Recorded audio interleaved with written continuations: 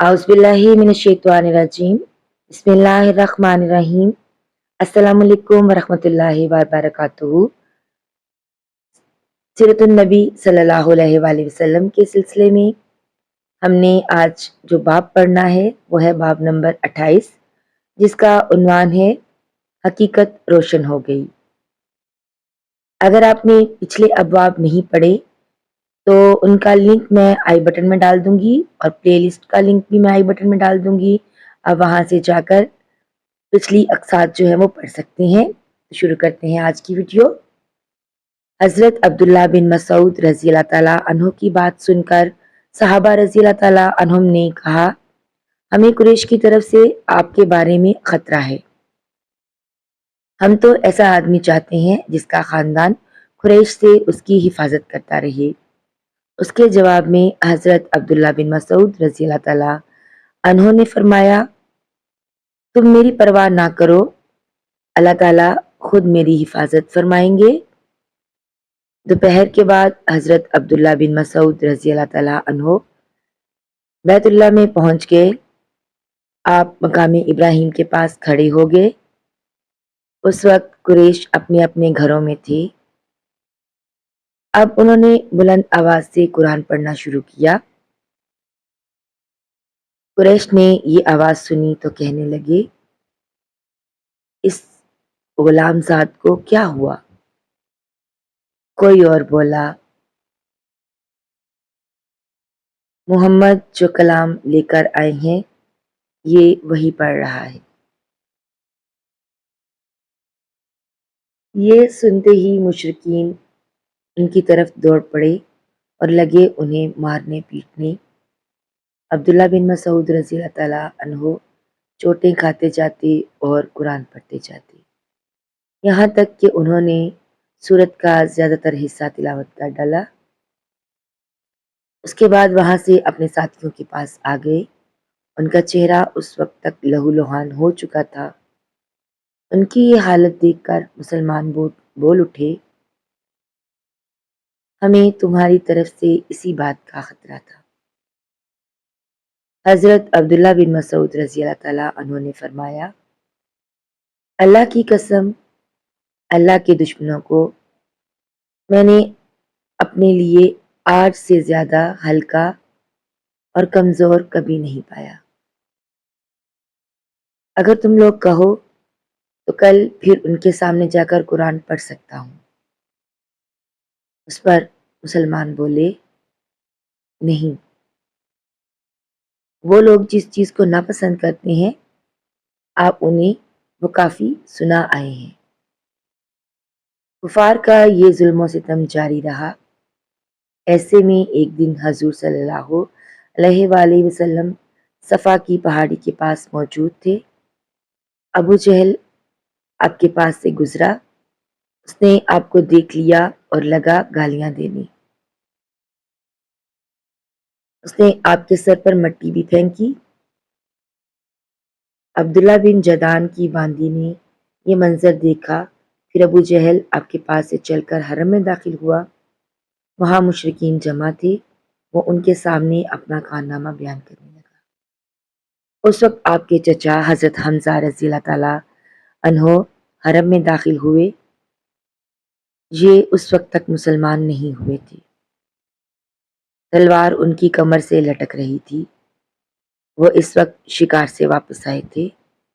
उनकी आदत थी कि जब शिकार से लौटते तो पहले हरम जाकर तवाफ करते थे, फिर घर जाते थे। हज़रत हमजा रज़ी अल्लाह ताला अन्हो हरम में दाखिल होने से पहले अब्दुल्ला बिन जदान की बांदी के पास से गुजरे। उसने सारा मंजर खामोशी से देखा और सुना था। उसने हज़रत हमजा रज़ी अल्लाह ताला अन्हो से कहा, ए हमजा, कुछ खबर भी है? अभी अभी यहाँ अबू हकम बिन हशाम यानी अबू जहल ने तुम्हारे भतीजे के साथ क्या सलूक किया है? वो यहाँ बैठे थे।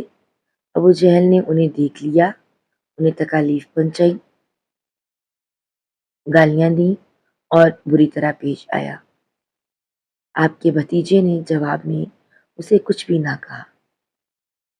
सारी बात सुनकर हज़रत हमजा रज़ी अल्लाह ताला अन्हु ने कहा, تم جو کچھ بیان کر رہی ہو کیا یہ تم نے اپنی آنکھوں سے دیکھا ہے؟ اس نے فوراً کہا، ہاں میں نے خود دیکھا ہے۔ یہ سنتے ہی حضرت حمزہ رضی اللہ تعالیٰ عنہ جوش میں آ گئے، چہرہ غصے سے تمتما رہا تھا۔ فوراً حرم میں داخل ہوئے، وہاں ابو جہل موجود تھا۔ وہ قریشیوں کے درمیان میں بیٹھا تھا، وہ سیدھے اس کے پاس جا پہنچے، ہاتھ میں کمان تھی، بس وہی کھینچ کر اس کے سر پر دے ماری۔ ابو جہل کا سر پھٹ گیا۔ حضرت حمزہ رضی اللہ تعالیٰ عنہ نے اسے کہا، تو محمد صلی اللہ علیہ وآلہ وسلم کو گالیاں دیتا ہے؟ سن لے، میں بھی اس کا دین اختیار کرتا ہوں، جو کچھ وہ کہتا ہے وہی میں بھی کہتا ہوں، اب اگر تجھ میں ہمت ہے تو مجھے جواب دے۔ ابو جہل ان کی منت سماجت کرتے ہوئے بولا، وہ ہمیں بے عقل بتاتا ہے، ہمارے معبودوں کو برا بلا کہتا ہے، ہمارے باپ دادا کے راستے کے خلاف چلتا ہے۔ یہ بات سن کر حضرت حمزہ رضی اللہ تعالیٰ عنہ بولے، اور خود تم سے زیادہ بے عقل اور بے وقوف کون ہوگا جو اللہ کو چھوڑ کر پتھر کے ٹکڑوں کو پوجتے ہو؟ میں گواہی دیتا ہوں کہ اللہ کے سوا کوئی معبود نہیں، اور میں گواہی دیتا ہوں کہ محمد اللہ کے رسول ہیں۔ ان کے یہ الفاظ سن کر ابو جہل کے خاندان کے کچھ لوگ ایک دم حضرت حمزہ رضی اللہ تعالیٰ عنہ کی طرف بڑھے اور انہوں نے کہا، اب تمہارے بارے میں بھی ہمیں یقین ہو گیا ہے کہ تم بھی بے دین ہو گئے ہو۔ جواب میں حضرت حمزہ رضی اللہ تعالیٰ عنہ نے فرمایا، آؤ کون ہے مجھے اس سے روکنے والا؟ مجھ پر حقیقت روشن ہو گئی ہے، میں گواہی دیتا ہوں کہ وہ اللہ کے رسول ہیں، جو کچھ وہ کہتے ہیں وہ حق اور سچائی ہے، اللہ کی قسم میں انہیں نہیں چھوڑوں گا، اگر تم سچے ہو تو مجھے روک کر دکھاؤ۔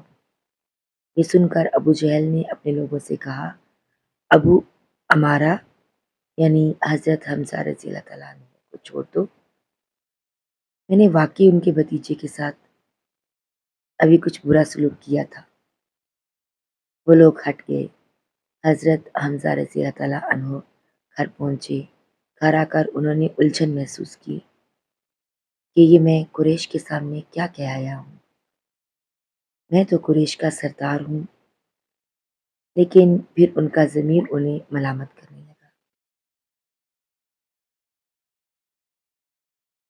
آخر شدید الجھن کے عالم میں انہوں نے دعا کی، اے اللہ، اگر یہ راستہ سچا ہے تو میرے دل میں یہ بات ڈال دے، اور اگر ایسا نہیں ہے پھر مجھے اس مشکل سے نکال دے جس میں میں گھر گیا ہوں۔ وہ رات انہوں نے اسی الجھن میں گزاری۔ آخر صبح ہوئی تو حضرت نبی کریم صلی اللہ علیہ وآلہ وسلم کے پاس پہنچے، آپ سے عرض کی، بھتیجے، میں ایک ایسے معاملے میں الجھ گیا ہوں کہ مجھے اس سے نکلنے کا کوئی راستہ سجائی نہیں دیتا، اور ایک ایسی صورتحال میں رہنا جس کے بارے میں نہیں جانتا یہ سچائی ہے یا نہیں، بہت سخت معاملہ ہے۔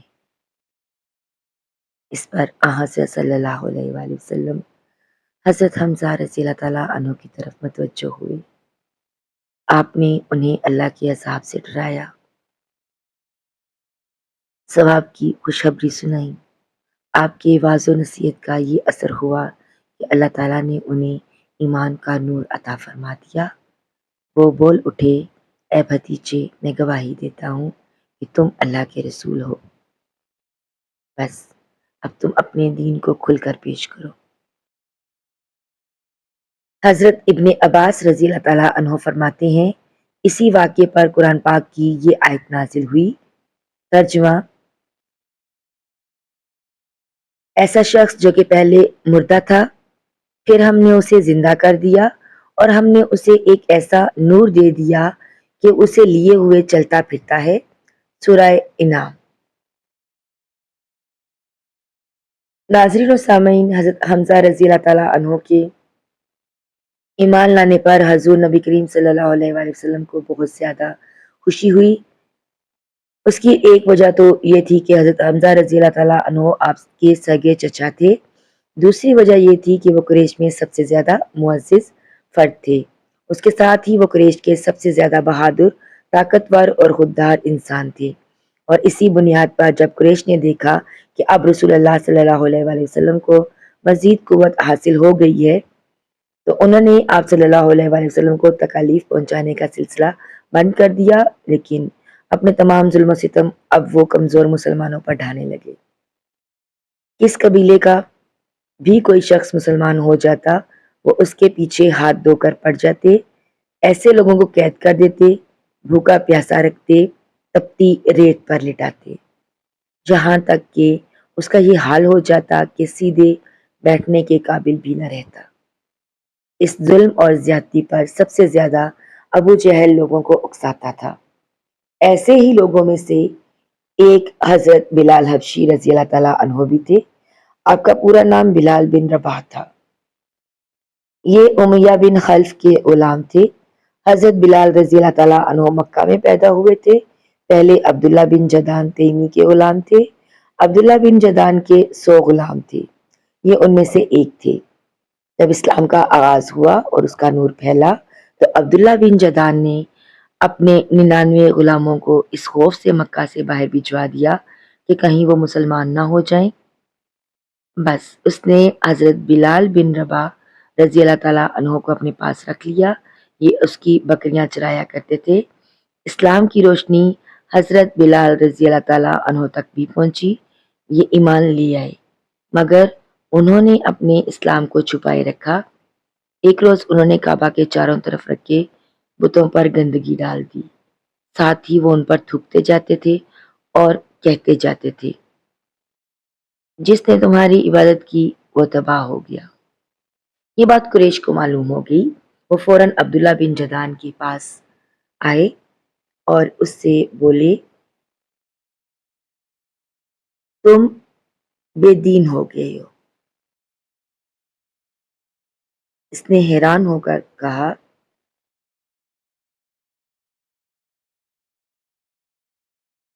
کیا میرے بارے میں بھی یہ بات کہی جا سکتی ہے؟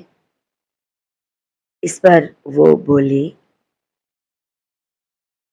تمہارے غلام بلال نے آج ایسا ایسا کیا ہے۔ کیا؟ وہ حیرت زدہ رہ گیا۔